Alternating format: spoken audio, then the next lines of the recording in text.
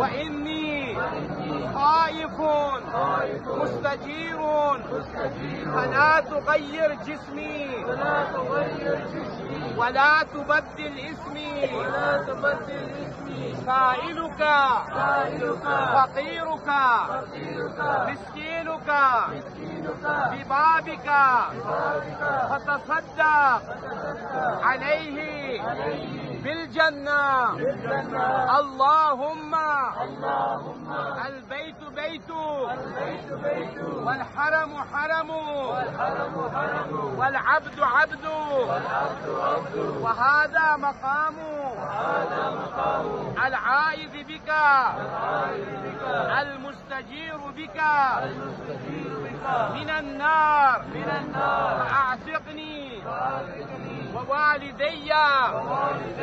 وأهلي